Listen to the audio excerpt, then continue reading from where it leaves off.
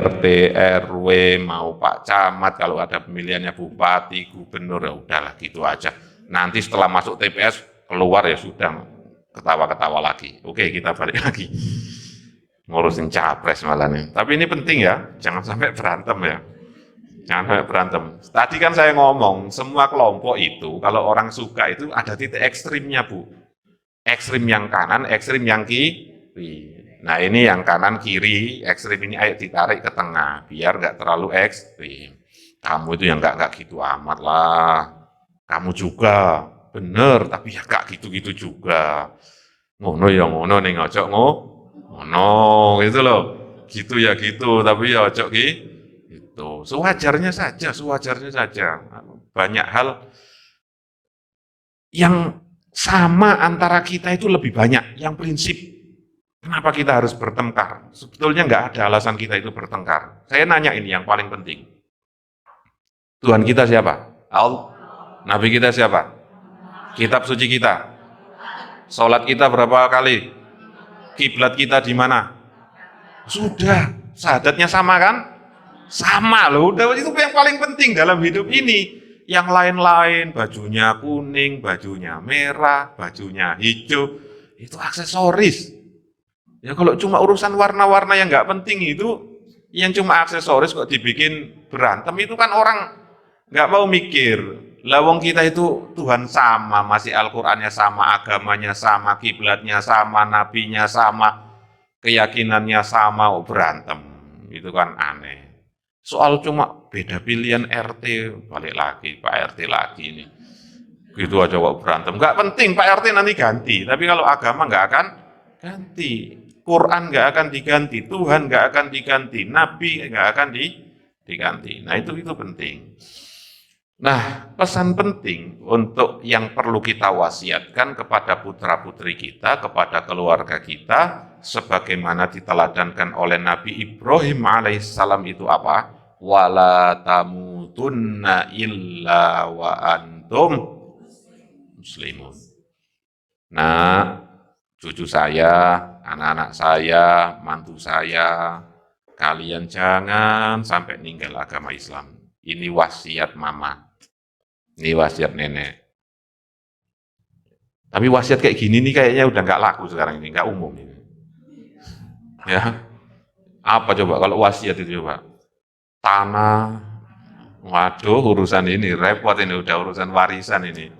Udah nanti itu bapaknya meninggal, ibunya meninggal, anaknya berantem itu. Coba, karena uang, warisan itu nggak ada saudaranya loh, uang itu. Nggak kenal saudara, uang itu. Saya nggak usah nyeritain ibu-ibu pasti pernah ketemu, entah ngalami sendiri di keluarganya, naudzubillah, atau tetangganya, atau kenalannya, keluarga yang bubar gara-gara kecil, lahir, dididik orang tua bareng-bareng, mandi bareng, sekolah bareng, dianterin ngaji, gede orang tuanya meninggal, kayak nggak kenal sama saudaranya. Nah itu gara-gara warisan. Nah ini kita ini jadi orang-orang tua, ini sejak dini anak-anak kita sudah mulai diingatkan ini soal kayak gini nih. Nah kalau anaknya yang hidup berantem, bapaknya yang dulu hidup mati-matian ngumpulin harta, kok setelah terkumpul dia meninggal gara-gara apa yang dikumpulkan ini anaknya berantem, nangis nggak itu di kuburan?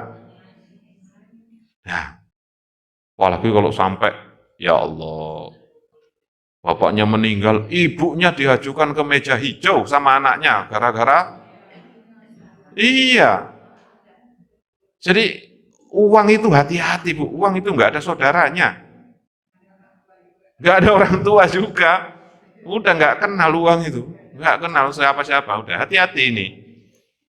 Makanya kalau kita minjemin, ada orang pinjem uang itu ya, kalau di zaman kayak gini nih, saya udah berulang kali, banyak sekali mengalami, setengahnya udah kita ikhlaskan sajalah.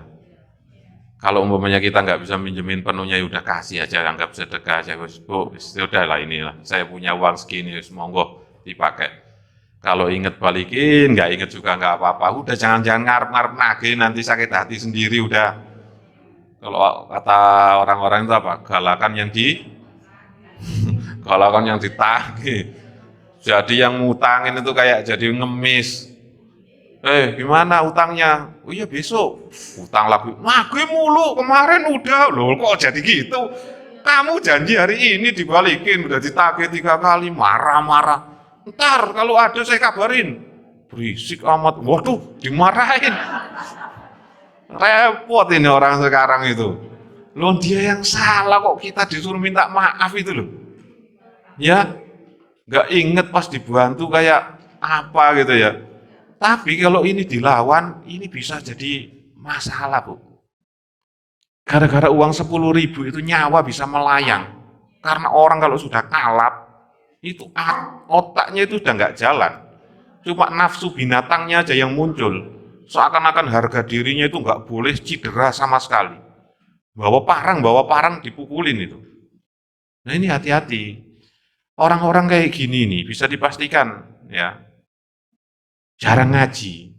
Ya, kalaupun ngaji itu cuma pengen dapat apa namanya seragam.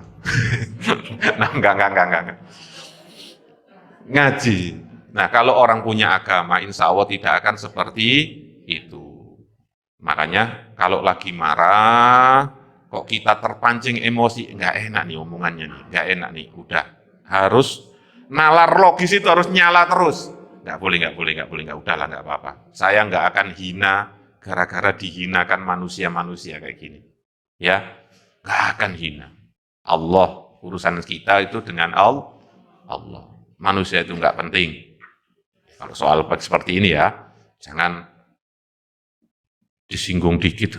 Bu Haji kok tumben bajunya jelek, kayaknya KW ya itu ya. Waduh, kayaknya Hermesan itu nggak Hermes beneran itu. Kayaknya Dioran itu, kayak gitu marah. Enggak, udah biarin. Saya juga nggak tahu yang asli itu yang mana, nggak tahu juga. Jangan-jangan yang ngomong juga nggak ngerti juga ya kan. Sama-sama nggak taunya berantem kan repot.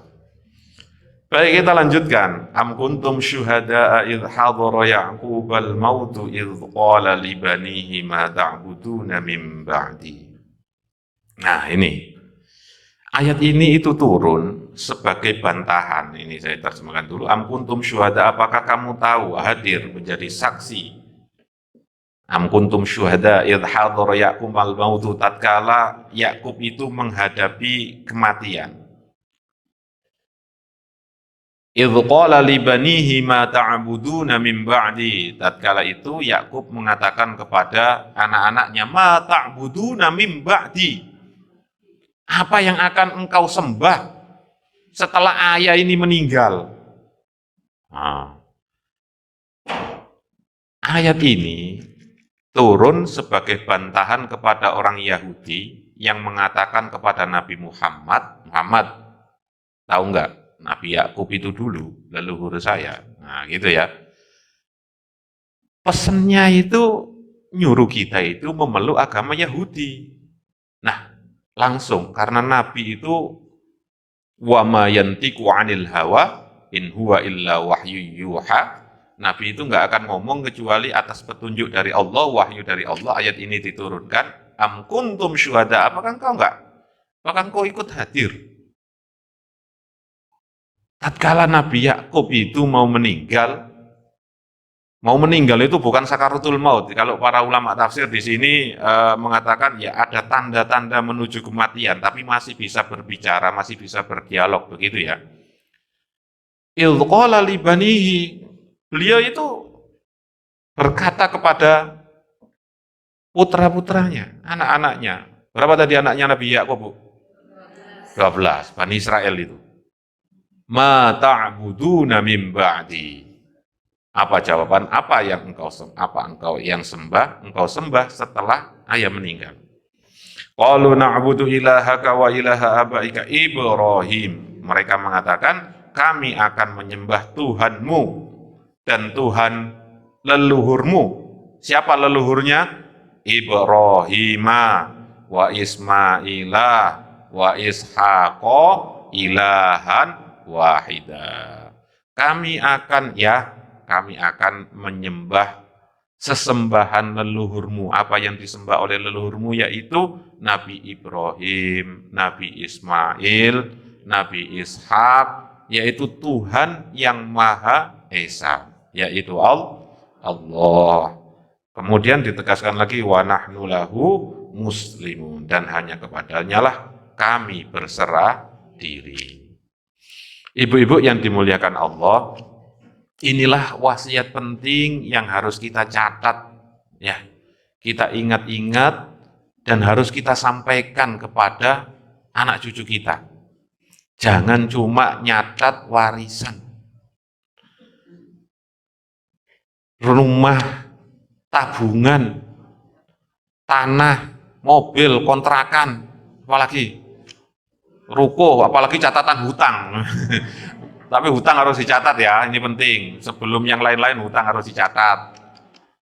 Dulu pernah saya sampaikan, ini penting, ini perkara hutang ini. Orang sekarang itu nyepelekan sekali, apalagi ada pinjol-pinjol itu. Bikin akun baru, nomor baru, pinjem. Uangnya cair, dibuang nomornya. Itu kan tetap hutang itu. Sampai mati kalau nggak dibayar, ya, itu rohnya itu nggak diurus oleh Allah. Bukan roh gentayangan ya, saya ngomongnya, cuma bahasa kiai saya dulu, loro kabeh, gitu. Sakit semuanya, udah. Kayak apa ya, nggak diurus ya, ya bukan gentayangan sih. Bingung semuanya di sana. Jadi orang itu kalau meninggal udah sakaratul maut, ruhnya itu udah dibawa malaikat, nggak bisa kembali lagi. Jadi nggak ada roh gentayangan itu. Siapa roh gentayangan? Orang di sana itu dikubur di alam barzah, ngadepi mungkar nakir aja bingung, mau gentayangan. Kalau dia orang baik akan nyaman di sana, udahlah. Di dunia ini ribet, banyak orang pinjam duit, tetangga rewel, udahlah saya di sini aja udah nyaman, udah tenang. Nanti ketemu anak-anak juga ribet, minta jajan lagi, minta ini lagi, nyusahin, udah nikah, dinikahin, nggak punya kerjaan, masih nyusahin aja, udahlah. Udah nyaman di sana orang tua kita itu kalau sudah meninggal. Kalau beliau baik. Nah, bagi orang-orang yang nggak baik, ya urusannya dengan mungkar nakir, nggak sempat gentayangan. Nah, gimana gentayangan? Makanya kalau ada cerita-cerita rohnya gentayangan, rohnya siapa gentayangan? Jadi orang baru sudah meninggal, pindah alam, di alam barzah, ya sudah urusannya di sana. Nah, itu betul. Itu pinter-pinter sutradara aja ngarang itu ya, biar kita ya tertarik untuk melihat. Akhirnya kan mitos itu divisualisasikan. Wah, kemarin saya ketemu kakek saya di depan rumah. Waduh, kayaknya itu rohnya Simbah itu datang itu kemarin buka pintu itu. Tiba-tiba, drama itu. Banyak kan nonton film itu. Makanya saya bilang, hantu-hantu, malam bahas hantu ini.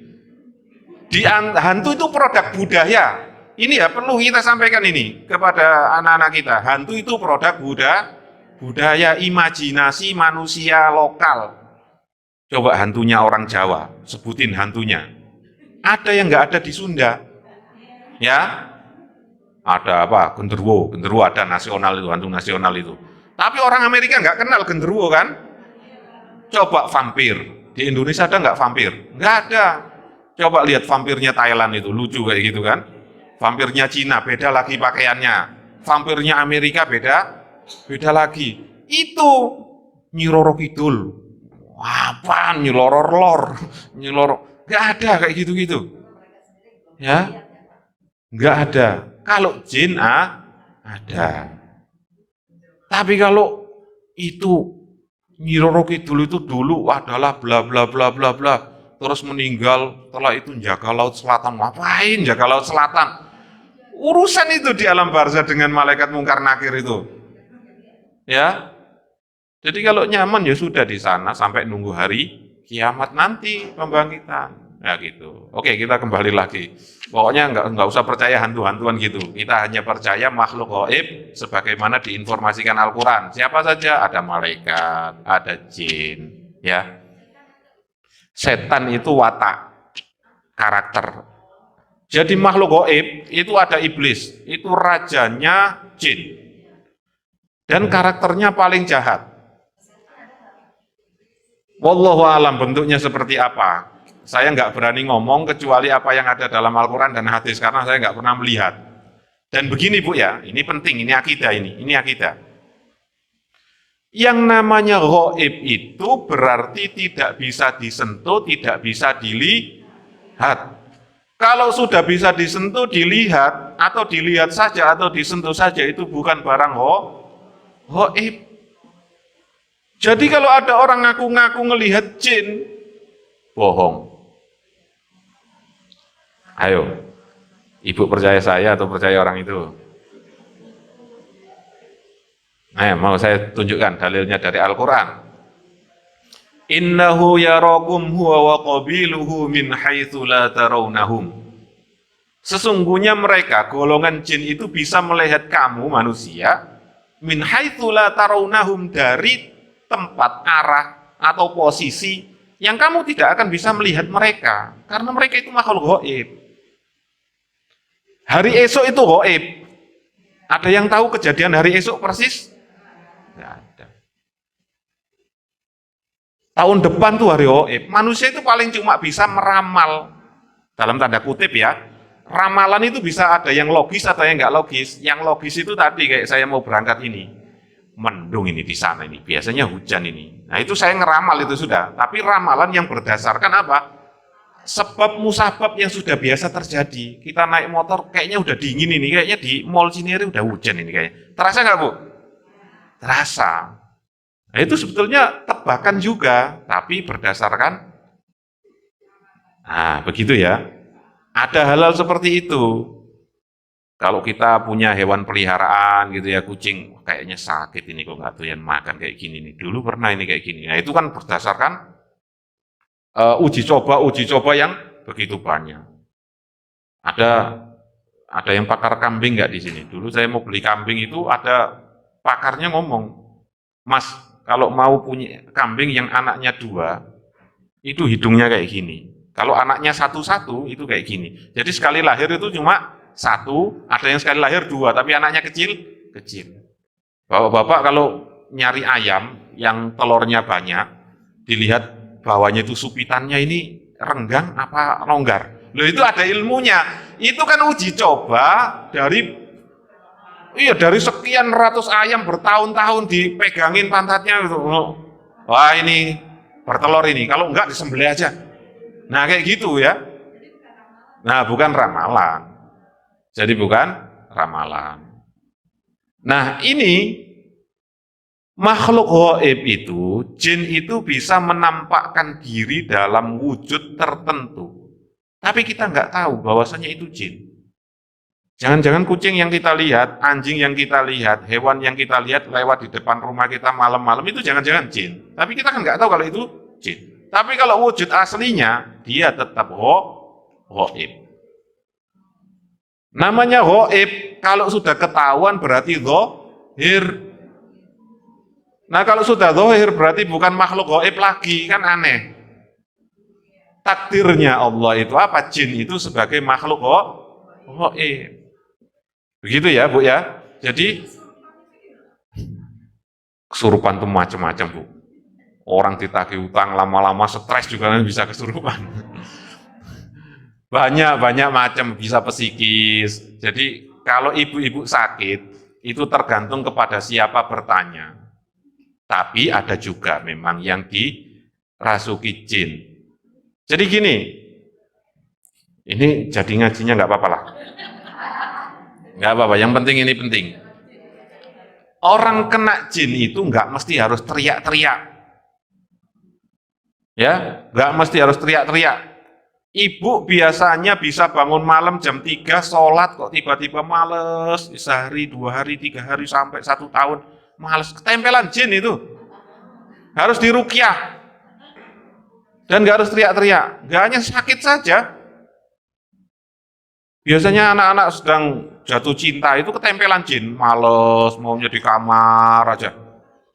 Nah yang paling bahaya itu jin HP ini. Ini sekarang orang banyak ketempelan ini. Data tahun ini, update dari Kominfo, rata-rata orang Indonesia itu menghabiskan waktunya 8,5 jam, 8,5 jam di depan HP. Ini jin. Nempel ini, jadi kayak ada akarnya di muka gini, udah nempel, kemana-mana nggak bisa hilang. Mending nggak ketemu suami daripada nggak ketemu HP. Percaya nggak? Suaminya seharian hilang itu, biarin aja, nanti juga pulang. Kalau HP-nya ketinggalan di rumah, ibu berangkat kerja, HP-nya ketinggalan, wah, kayak orang bego itu. Waduh, seharian udah kayak udah. Nah ini hati-hati. Itu ya, jadi orang kerasukan jin itu kan yang jahat, tujuannya agar kita apa? Tidak taat. Keimanan kita menurun. Kok kita biasa rajin ngaji, tiba-tiba males. Ada anak kita kok tiba-tiba nggak mau sholat jamaah, males ini. Aduh, ini ketempelan jin ini. Ya, ketempelan jin. Jangan dibayangkan jin itu ketempelan serem-serem mesti jadi orang yang ngamuan, nyakar, ketemu orang digigit gitu, enggak. Itu hati-hati, mau ke majelis taklim kayaknya, aduh sinetron belum selesai ini main. Itu ketempelan jin itu kakinya digandoli jin itu kayak gitu itu. Ya, harus dilawan, baca Fatihah, baca apa gitu. Ya, kecuali uzur yang syar'i ya, Tapi itu ada orang Bu ya yang terasa dampaknya itu signifikan lah kalau ngomong itu ya. Mau nyentuh Quran aja malas. Biasanya ngaji rajin, tapi mau nyentuh Quran saja malas. Biasanya rajin jamaah sholat kok tiba-tiba, kenapa ya saya kok nggak bisa bangun subuh terus ya, padahal sudah biasa bangun subuh. Nah iya sampai begadang. Ya beda lagi itu ya, kalau kayak gitu ya sebabnya begadang. Tapi udah biasa tidur, nyasar terus, bablas terus subuhnya. Bisa-bisa kena jin itu. Kena jin, hati-hati kayak gitu. Ya sudah diruqyah aja sendiri, ngeruqyah itu gampang. Semua ayat Al-Quran itu bisa dijadikan ruqyah. Nih, saya beri amalan. Niat, ya Allah, semoga ayat Quran yang saya baca ini bisa menjadi obat atau ruqyah untuk diri saya sendiri. Udah, gampang. Baca sholawat. Allahumma sholli ala Muhammad. Baca a'udzubillah dulu. A'udzunya bisa macam-macam tuh variasinya itu. A'udzu bikalimatillah tamma atau a'udzubillahi minasyaitonir rajim, enggak Pak. Baca sholawat, baca Fatihah, tempelkan tangannya di tempat yang sakit. Kalau yang sakit itu hatinya sering ngamuk, sering ngomel, tempelin waktu baca Fatihah. Nanti baca ayat surat Al-Baqarah, baca ayat kursi, baca kulhu yang 3 kali itu. Nanti ya Allah semoga ini jadi obat, niatkan sebagai obat, tempelkan. Bismillahirrahmanirrahim ya Allah. Anaknya yang sakit, yang nakal, yang males, udah gituin saja Bu, gituin aja terus. Mama kenapa sih? Iya, biar kamu baik, biar kamu sehat, biar kamu sukses, biar kamu pintar, biar kamu rajin. Nanti lama-lama terbuka itu hatinya. Ya, jadi ruqyah itu nggak usah repot-repot. Nggak usah repot-repot, setiap mau ngaji ditaruh di dadanya gitu ya. Tapi niatkan sebagai obat, sebagai wasilah. Jadi hakikatnya bukan bacaan kita yang menyembuhkan, tapi izin Allah itulah ya, dengan wasilah bacaan Al-Quran ini bisa jadi obat. Ya Allah saya kok malas banget ya, mau ke masjid ini malas banget saya. Atau punya musuh gitu ya, mohon maaf ini, saya mau kalau ketemu Bu Haji itu rasanya, beda aja, sebel aja kayaknya itu. Ini Bu Hajinya yang masalah atau saya ini gitu ya? Jangan-jangan saya gitu loh. Matanya ini dirugi aja sendiri aja. Bismillahirrahmanirrahim. Ya Allah semoga pandangan saya enggak jahat lagi, pandangan saya enggak suudzon lagi, kayak gitu. Jadi jangan mudah-mudah, gampang-gampang nyalain orang dulu, nunjuk orang dulu Bu. Jangan-jangan kita sendiri ini yang masalah gitu kan? Itu. Jadi makhluk Allah. Tadi ada pertanyaan, setan itu apa? Setan itu karakter. Makanya di surat An-Nas itu apa? Min syarril waswasil khannas minal, dari golongan jin dan Nah, ada manusia yang setan itu ada. Makanya kalau orang-orang dulu ngomong, ada orang nuwakal sekali gak bisa, setan itu. Karakternya jadi setan itu watak. Yang ada itu makhluk itu iblis. Iblis itu sebetulnya jin juga, tapi dia leluhur jin yang jahat.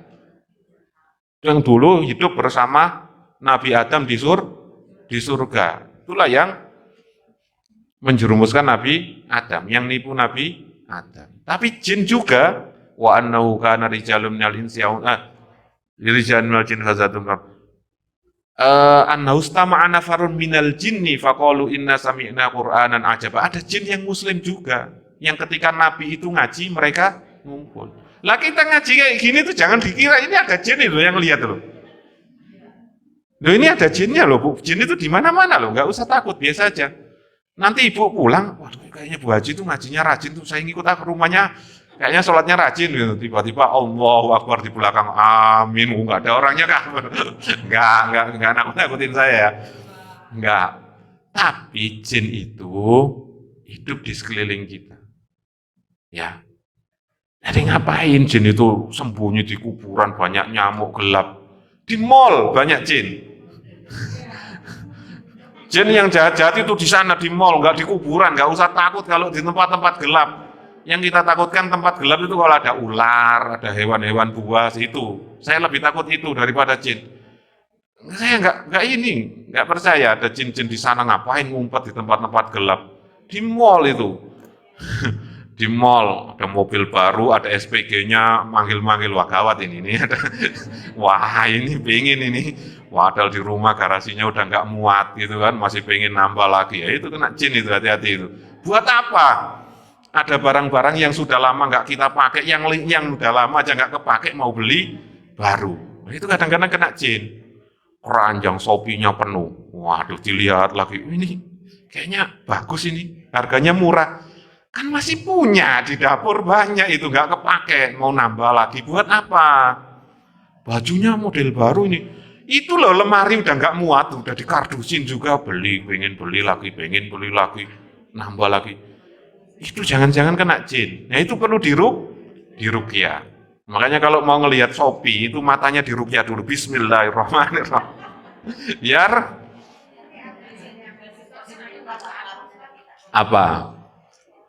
Nah ini setiap kita itu punya namanya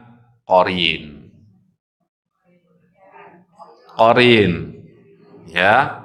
Kalau malaikat namanya hafadhoh, malaikat yang menjaga. Sejak kita lahir, jin itu sudah ngutus perwakilannya yang namanya jin Qorin. Qorin itu teman, pendamping. Dia ini tahu betul siapa kita, apa kelebihan dan kelemahan kita. Hati-hati. Nah, Nabi Muhammad ngomong, saya itu bersyukur karena jin Qorin saya itu baik. Paling enggak meskipun enggak punya dampak positif, enggak menjerumuskan.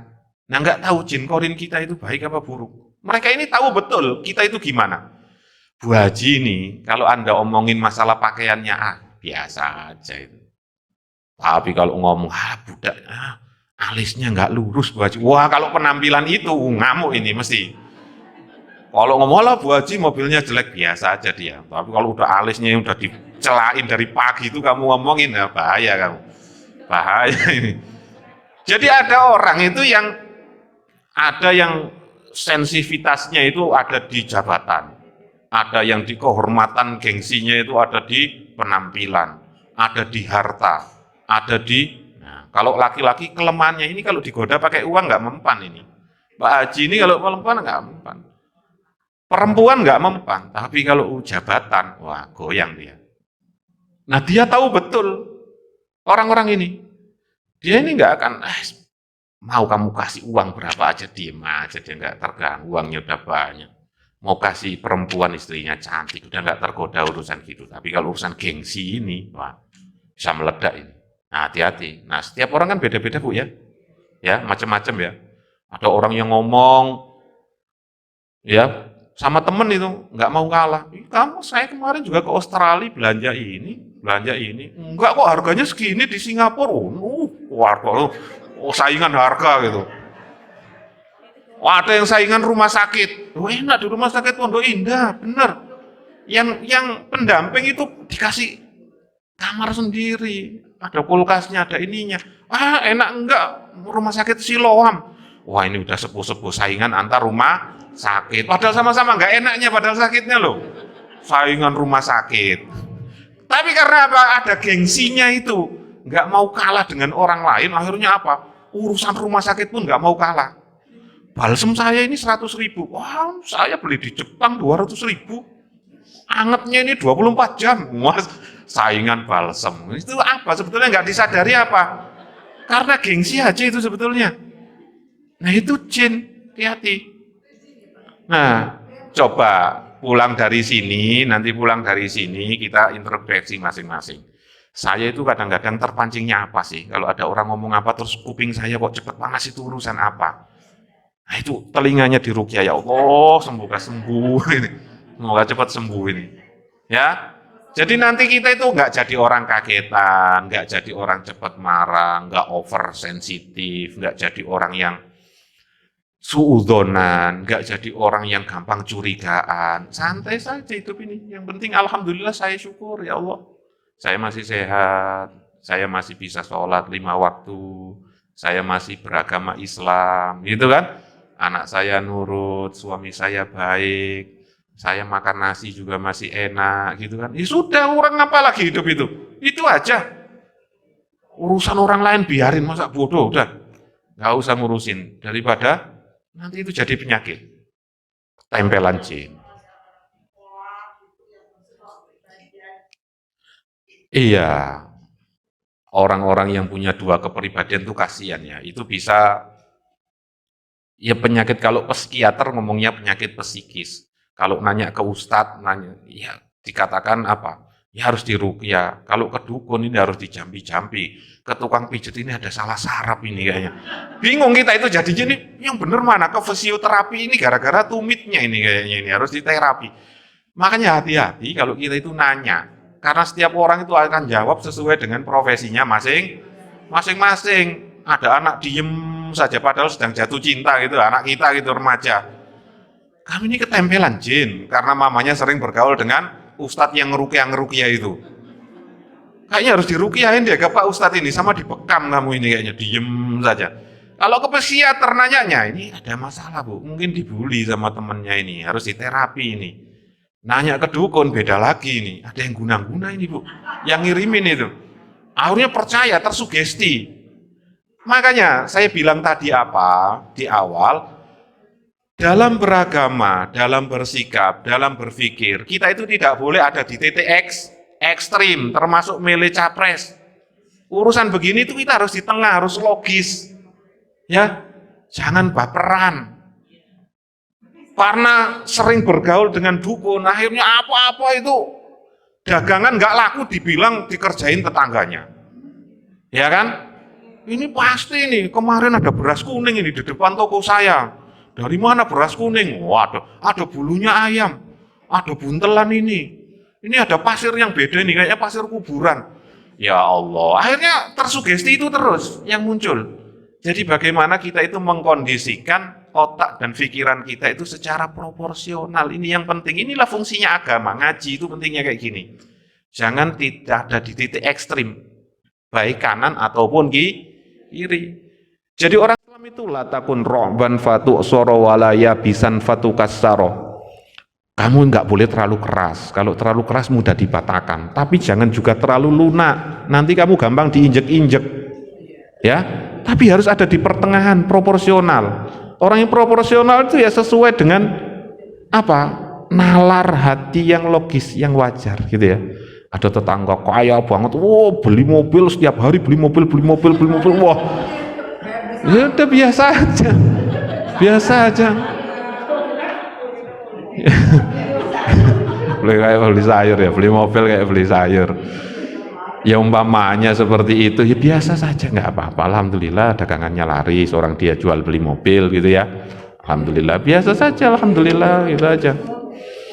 Itu. Jadi ini ya ngaji kita Wala tamutunna illa wa antum muslimun. Orang Islam itu orang yang wasatiyah, yang berada di tengah-tengah, yang apa ya, ngikuti ahlus sunnah wal jamaah, yang moderat kalau bahasa sekarang, enggak terlalu ekstrim.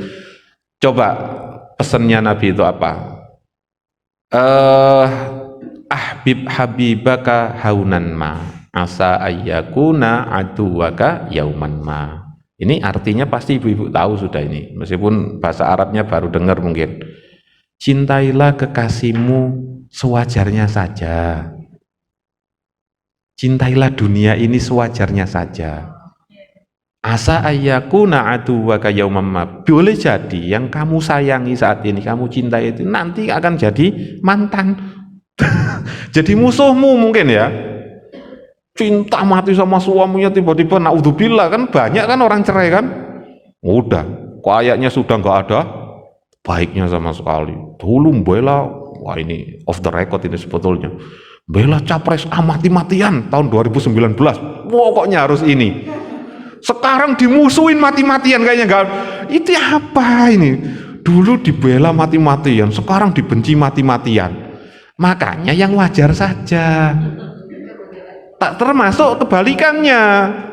Wa abghid baghidhaka, ya sewajarnya. Asa ayyakuna habibaka yauman ma. Kamu punya musuh, orang yang kamu benci sewajarnya saja, sampai jangan nggak usah sampai benci mati-matian gitu. Jangan-jangan nanti jadi temenmu, ya kan? Dulu lawan, ya sekarang satu dokar kok, bareng-bareng. Ayo, ya sudah begitu aja, biasa aja kayak gitu Bu. Kita nggak usah, kita rakyat ini nggak usah baper juga, biasa aja. Jadi nggak ada, selama kita di dunia ini nggak boleh kita terlalu berlebihan mencintai dunia sampai gila dunia, itu nggak boleh. Sama keluarga juga seperti itu. Kalau anak kita salah, sesayang apapun kita, kalau dia melanggar aturan Allah, kita harus negur, diperingatkan, dijewer, dihukum. Suami kita juga kalau nakal, bapaknya bilang nakal ya, jewer juga, kasih tahu, enggak begini, harus gitu. Tapi jangan terlalu kaku, nanti gampang patah orang kaku itu. Tapi jangan lunak juga, nanti gampang diinjek-injek. Mentang-mentang kan kata Pak Ustadz sabar, apa-apa sabar, apa-apa enggak. Pokoknya terserahlah. Ada KDRT kok sabar, enggak kayak gitu. Ya harus yang moderat. Jadi Islam itu yang agama yang mengajarkan nalar kita untuk berpikir logis itu tetap berjalan normal, jangan sampai dikalahkan. Nah ini mohon maaf ini, karena fitrahnya ibu-ibu itu mengedepankan perasaan daripada logika. Nah ibu-ibu harus melatih logikanya, tapi harus berimbang dengan perasaannya. Nggak percaya, ibu-ibu itu lebih perasaan dulu yang diduluan daripada bapak-bapak. Ada anaknya kecelakaan motor, jatuh, kabar di rumah nyampe, Bu, anaknya kecelakaan, nangis duluan ibunya. Ya Allah, tadi itu nggak boleh, saya suruh keluar, belum makan, suruh mandi dulu, jatuh. Kalau bapak enggak, gimana tadi anaknya sudah dibawa ke rumah sakit belum? Motornya gimana? Ada yang ngurusin belum di sana? Langsung kabur. Nggak mungkin bapaknya ikut nangis juga kayak ibu. Ya Allah, itu bapak apa itu? Ya, karena ibu itu pakai perasaan. Nah sekarang mulai dilatih itu nalar logisnya. Ya, tapi nanti kalau ibu-ibu terlalu logis, nanti bapaknya yang kewalahan, ini repot ini juga, ya. Nantilah bahasannya itu nanti repot itu. Ya intinya harus keseimbangan, yang diseimbangkan, jangan terlalu ekstrim, intinya itu saja ya. Jangan terlalu ekstrim. Karena suka belanja apa aja dibeli. Pokoknya tiap hari saya harus beli di Shopee. Paket mesti mama. Wah, apalagi ini promonya terus tiap hari, paketnya mama lagi. Iya, diskon. Tupperware itu loh di rumah itu udah nggak muat. Wah, ada model baru, beli lagi. Kadang yang lama nggak ada isinya juga. Beli. Ya itu tadi itu termasuk tanda-tanda apa tadi, ketempelan jin, harus diapakan? Diruqyah, sudah. Kalau ruqyah nggak mempan, aplikasi Shopee-nya buang. Nah, udah, biar nggak bisa belanja online lagi. Ya, itu nggih. Wala tamutunna illa wa antum muslimun. Nah, pesan Nabi Yakub kepada putranya, idh hadhara Yaqubal maut, wasiatnya itu apa?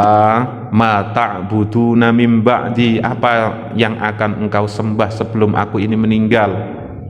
Tuh, pesankan. Bukan apa yang kamu makan setelah mama meninggal, setelah ayah meninggal. Ini kita ini, sadar nggak sadar, alam bawah sadar kita itu ngomongnya itu gitu, mode yang nyala itu di alam bawah sadar.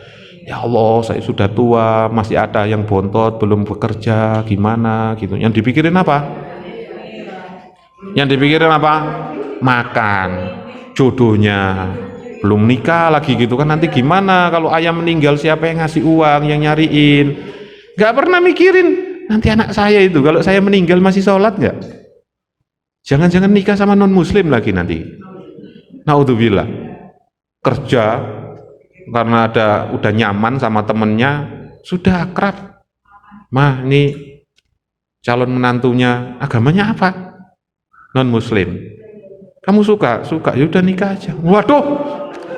Ini pasti nggak ngaji di Cinere ini, nggak masjid terakhir ini. Kalau kayak gini. Nah, kalau sudah ngaji kayak gini, jangan sampai itu terjadi. Ingat, itu cuma dunia. Tadi kuncinya apa? Jangan terlalu dicintai berlebihan. Anak cantik aja, dulu mama ini juga cantik, sekarang umur 70 jelek, nggak awet cantik itu. Yang jelek pun kalau kamu punya uang bisa dibeliin skincare. Jadi jangan operasi ya, jangan operasi. Skincarean boleh, cakep, apalagi kalau karakternya baik. Ya kalau sudah berumah tangga itu kan gitu Bu ya, urusan fisik itu sudah nomor sekian. Coba punya istri, punya suami ganteng, kalau tiap hari ngajak berantem mulu, nyaman nggak? Mesti berantem ya, mesti minta pisah. Tapi kalau sudah nyaman, baik karakternya, itulah kata orang-orang apa? Inner beauty. Jadi mata butuh namim ba'di itu dicatat Bu ya. Apa yang akan engkau sembah, itulah warisan terbaik yang harus kita wariskan kepada anak cucu kita.